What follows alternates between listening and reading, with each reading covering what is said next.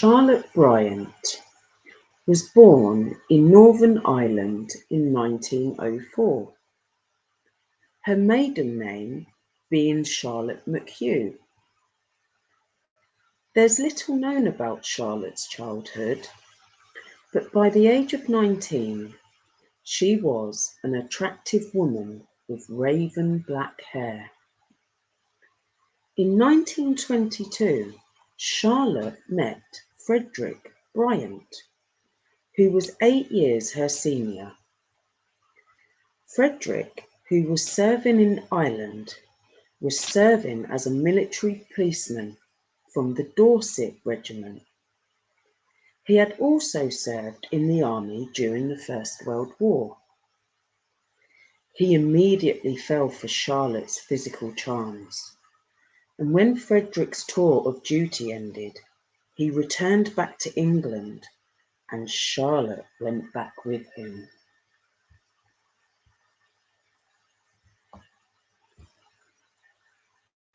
After leaving Ireland, Frederick and Charlotte married and moved to Somerset, and over the next few years, Charlotte went on to have 5 children with him.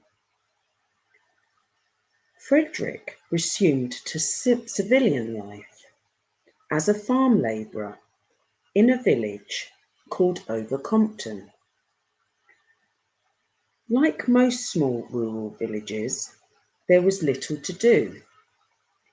Social life revolved in going round the local pubs. Charlotte would neglect her family and housewife duties, and she soon became bored with the village life. She started to go out to Londonderry Barracks, where she would start to spend most of her days drinking and indulging in a little prostitution. She became known as the villages as the drunken slut.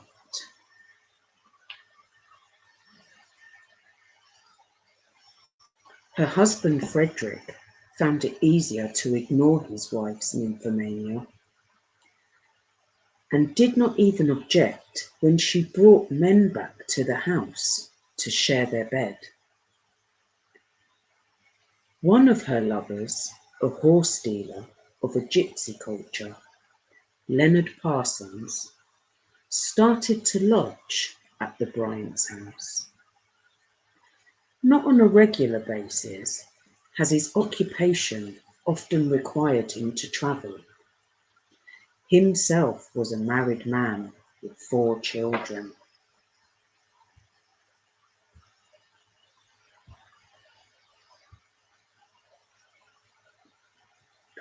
In 1934, Frederick became jobless, as his boss was not happy about what was going on in his cottage.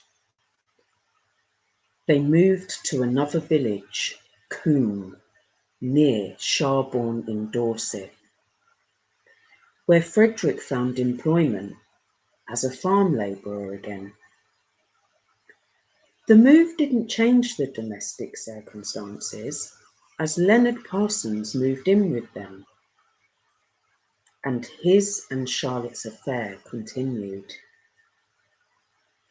Between Leonard's business trips, he would stay at his common-law wife's, Priscilla Loveridge, and their 4 children's home, then back to the Bryant household to be with Charlotte.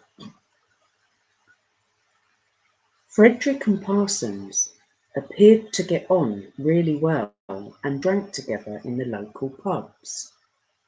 Domestic life, however, was very different. Charlotte would share the bed with Parsons, her lover, whilst Frederick would sleep on the sofa. Eventually, Frederick couldn't stand the situation no longer and ordered Parsons to leave. Charlotte left with him, renting a room in Dorchester, but she soon returned after the money went dry. All three of them held a meeting a few days later, and Parsons was back in the family home. Charlotte had become besotted in Parsons, and though he enjoyed her sexual favours, he didn't feel the same way towards her, and their relationship soon deteriorated. In May 1935, Frederick, now 39 years old, became ill immediately after eating lunch cooked for him by Charlotte. He had severe stomach pains, and it was a neighbour who came to his aid and gave him something to help ease him from the pain. The doctor was called and done a home visit, diagnosing Frederick with gastroenteritis, and within days he felt better returning to work. A few months later, in August 1935, Frederick came down with the same symptoms and again made another full recovery. In November 1935, Parsons dropped a bombshell to Charlotte. He told her he was leaving as there was no work for him anymore in Dorset. After Parsons left Charlotte, she would search the local pubs for him, but couldn't find him anywhere. She did, however, form a new relationship with a woman named Lucy Osler, who was a widow with 7 children, and she was homeless. Charlotte offered Lucy a home in the Bryant's house, possibly to use for a later alibi. Lucy witnessed Frederick's final attack on the 22nd of December 1935. It was so bad this time, he had to be admitted to hospital, where he passed away the next day on the 23rd of December 1935. His death was regarded as suspicious by the doctors, and a post-mortem was carried out by Dr. Roach Lynch, who found 4.9 grains of arsenic in Frederick's body. These findings was reported to Dorset police, and Charlotte was suspected of the crime. They visited Charlotte and removed her and the children to a workhouse so they could conduct a minute search of the Bryant's cottage and garden. Of the 150 samples sent to the laboratory, 32 contained arsenic. Among the items recovered was a burnt tin which had contained an arsenic-based weed killer. Armed with this vital piece of information, the police then visited all the local chemists to try and establish where the weed killer had been purchased and by whom. Their efforts bore fruit, and they discovered a chemist who had sold a tin of weed killer to a woman who only signed the poison register with an X. Charlotte would not read and write, a fact known to all that knew her.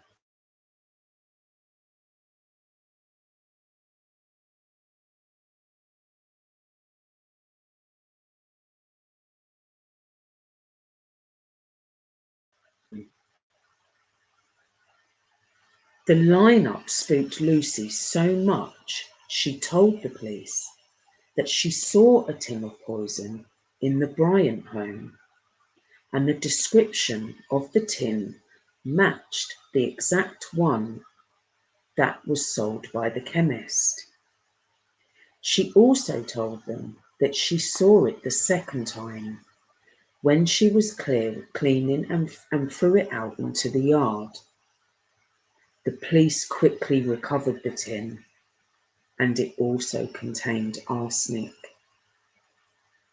February the 10th, 1936, Charlotte was arrested and charged for the murder of her husband, Frederick Bryant. In questioning, Charlotte said, "I haven't got poison from anywhere, and that people know. I don't see how they can say I poisoned my husband."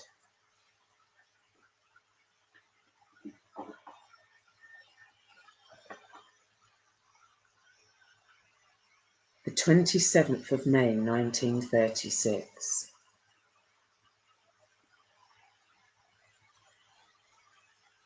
Charlotte's trial.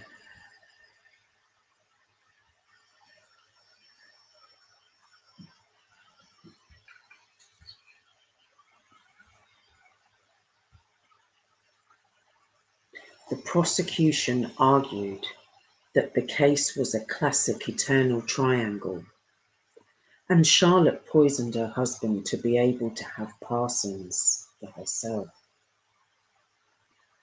They couldn't show direct evidence that Charlotte either brought or administrated the arsenic, although the evidence supported this theory strongly. The prosecution called Lucy Osler, who testified against Charlotte, who told the court that on the night Frederick became ill, Charlotte had made him an OXO drink and was violently sick. She also explained Charlotte told her that she hated Frederick and only stayed with him for the children. She then went on to say, the tin of weed killer, and how Charlotte had said she needs to get rid of it.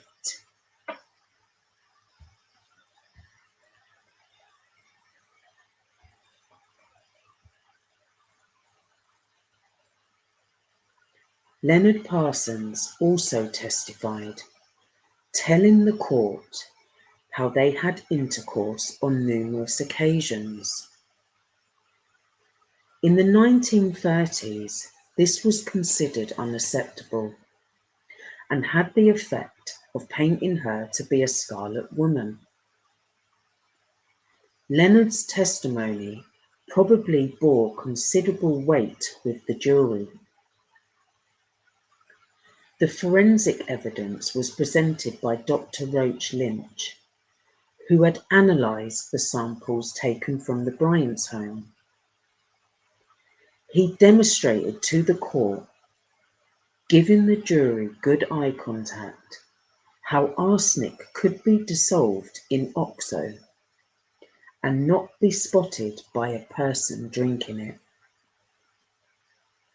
The prosecution called altogether 30 witnesses to testify, including her own children, and each witness painted a dire picture of Charlotte in the dock.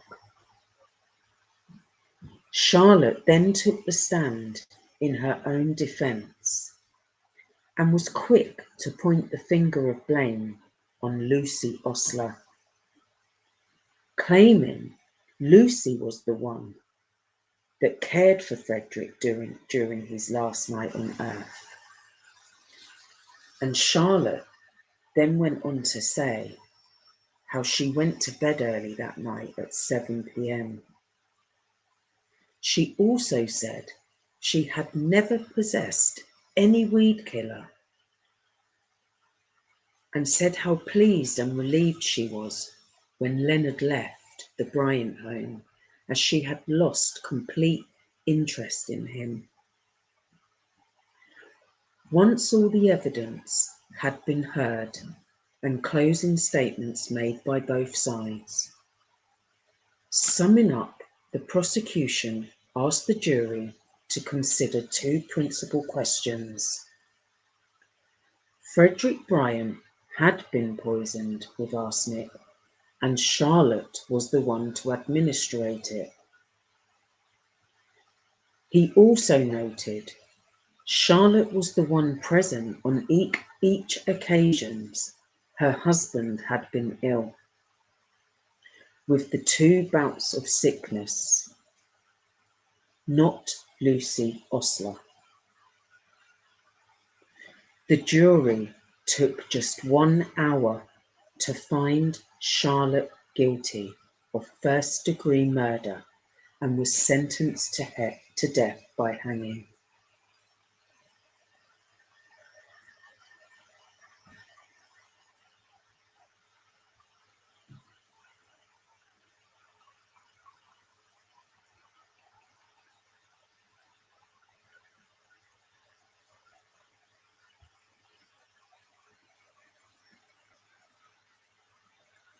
She was then asked if she had anything to say.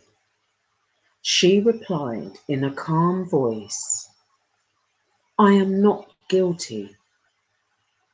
Judge Justice McKinnon then gave his sentencing.